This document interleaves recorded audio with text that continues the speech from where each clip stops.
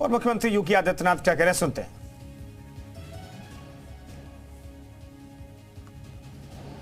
चौधरी भूपेंद्र सिंह जी, उत्तर प्रदेश सरकार में मंत्रिमंडल के मेरे वरिष्ठतम सहयोगी उप मुख्यमंत्री और इस संपूर्ण कार्यक्रम के आयोजक श्री ब्रजेश पाठक जी,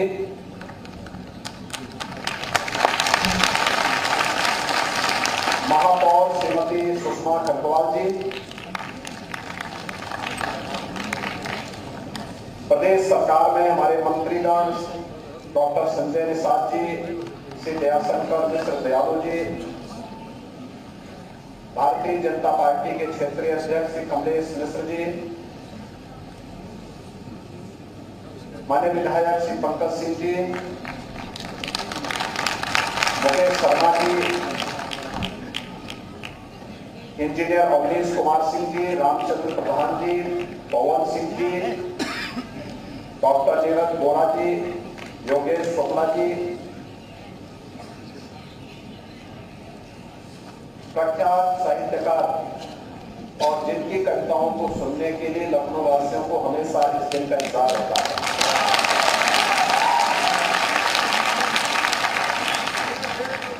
कुमार विश्वास जी और आज के इस कार्यक्रम में उपस्थित महानगर के हमारे अध्यक्ष श्री आनंद द्विवेदी जी, श्री अमित टंडन जी और अन्य सभी उपस्थित महानुभाव, भाइयों और बहनों,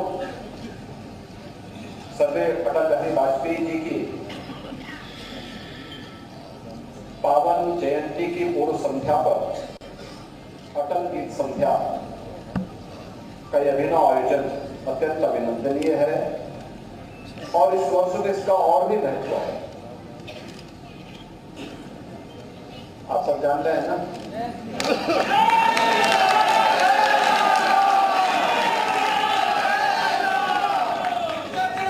इन बातों को लेकर के अटल जी ने कभी लिखा था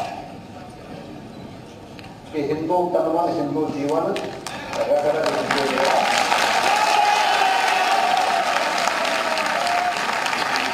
हिंदू कहने में शर्मा के दो दूध लगाते लाज न आती, घोर वतन है अपनी माँ को माँ कहने में फटती खाती।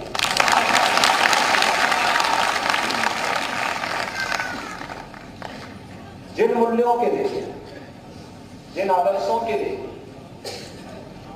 अटल जी ने जीवन जिया था, उन मूल्यों का एक मूर्त रूप प्रभु राम का भव्य मंदिर 22 जनवरी को अपने प्रधानमंत्री जी के दर्शन में,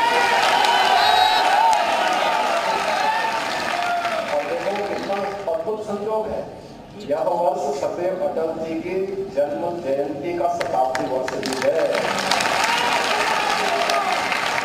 शताब्दी वर्ष 25 दिसंबर 1924 को सदैव अटल जी का जन्म था और जब पूरे वर्ष भर कार्यक्रम होंगे तब 25 दिसंबर 2024 को भव्य समारोह हम सबको देखने का अवसर प्राप्त होगा।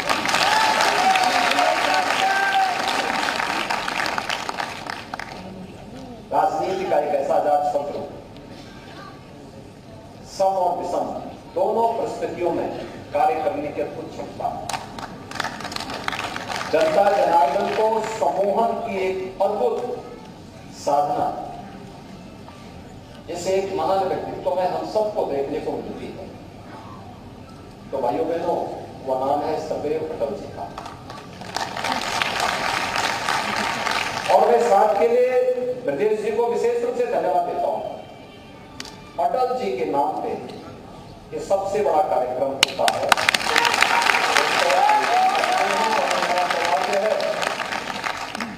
कि पिछले 5 वर्ष से लगातार इस कार्यक्रम में मुझे सहभागी बनने का अवसर प्राप्त हुआ। तो तो इस अवसर पर सभी अटल जी की स्मृतियों को नमन करते हुए उन्हें हम उनकी जयंती की पूर्व संध्या पर विनम्र श्रद्धांजलि अर्पित करते हैं। और वर्ष भर आज कार्यक्रम की शुरुआत ब्रजेश जी ने यहाँ पे अटल गीत संध्या से कर दी है। कुमार विश्वास जी भी आए हैं और मैं उनसे कहूंगा कि अब साहित्यकारों का समय इस रूप में आना चाहिए कि गांव से लेकर के प्रदेश स्तर पर और राष्ट्रीय स्तर के अब कभी सम्मेलन अटल जी की स्मृति में गांव से लेकर के प्रारंभ हुआ, गांव में भी हो, स्कूलों में भी हो, विश्वविद्यालयों में भी हो और फिर अटल जी पर शोध भी हो। एक ऐसा व्यक्तित्व जो घरेलू मोर्चे पर या वैश्विक मोर्चे पर, विदेशी मोर्चे पर सफलतापूर्वक अपना राह बनाता हुआ गया। एक ऐसा व्यक्तित्व जिसने मूल्य और आदर्शों की एक स्थापना की। एक ऐसा व्यक्तित्व भारत की राजनीति का स्टेबिलिटी कैसे होनी चाहिए, स्थिर सरकारें कैसे देश के लिए उपयोगी होती हैं, इसकी शुरुआत अटल जी ने 1998 से प्रारंभ की, जो आज लगातार चल रही है। वही परंपरा चल रही है। लोगों को परखने, जांचने का एक अवसर भी प्राप्त होता है और वही चीजें अटल जी ने जो शुरुआत की, लंबे समय तक कार्य करते हुए भी हम मूल्य और आदर्शों के साथ, पूरी प्रतिबद्धता के साथ जनता जनार्दन की सेवा कर सकते हैं। भारत के अंदर, भारत के अनुरूप विकास के बड़े बड़े कार्यक्रमों को लागू कर सकते हैं और यह सभी अटल जी ने अपने जीवन में करके दिखाया। भाइयों बहनों, तुलसीदास जी ने एक बात कही, प्रभुता पाई काई मत नाही। एक बात कही थी और अटल जी ने क्या बात कही? अटल जी ने कहा कि प्रभु, मेरे प्रभु, मुझे इतनी ऊंचाई कभी मत देना कि गैरों को गले न लगा सको। आप देखिए उनकी संवेदना को। हम बड़ी बड़ी बातें करें, बहुत ऊंची ऊंची बातें करें, लेकिन संवेदना समाप्त हो जाए एक कॉमन मैन के लिए, एक गरीब के लिए, एक नौजवान के लिए, महिलाओं के लिए, तो फिर उसको मनुष्य कहलाने का अधिकारी तो और नहीं ही होगा। और मुझे लगता है कि बड़ी बात अटल जी ने उस समय कही, भारत की राजनीति को आईना दिखाया था, भारत को एक नई दिशा दी थी। और ये हम सबका गौरव है कि सरदेव अटल जी के द्वारा जो मार्ग प्रशस्त किया गया, एक लंबा राजनीति का लंबा अनुभव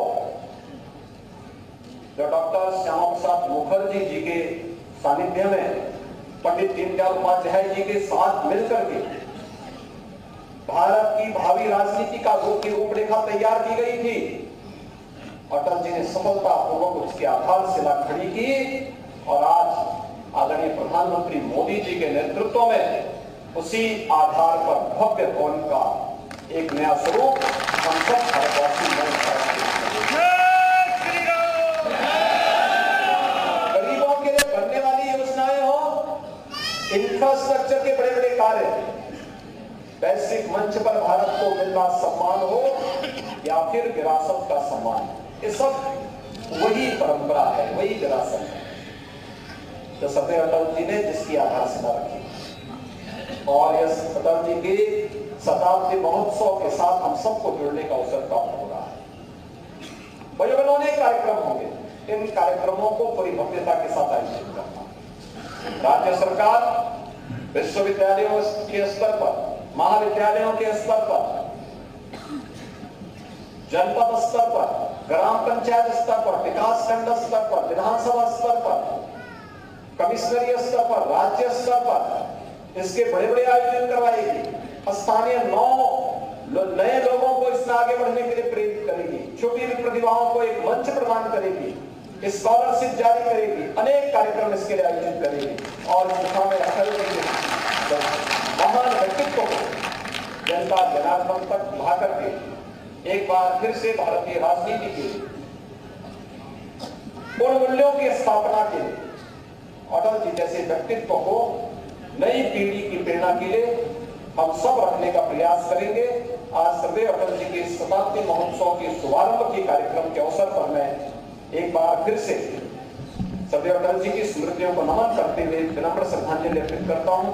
कल मेरा सौभाग्य होगा कि कल मुझे उनकी पैतृक भूमि पटेश्वर में जाना है, वहां भी अटल जी की भव्य प्रतिमा का लोकार्पण का कार्यक्रम।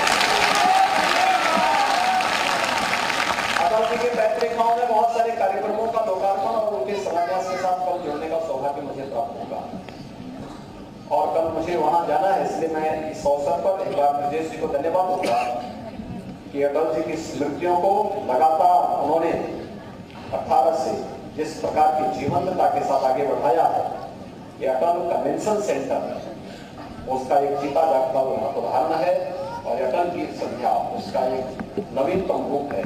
मैं इस अवसर पर हृदय से धन्यवाद देता हूँ और आप सबका अभिनंदन करते हुए विश्वास करता हूँ कि अटल जी की परंपरा अनवरत आगे बढ़ती रहनी चाहिए। आप सबके प्रति मेरी शुभकामनाएं। धन्यवाद।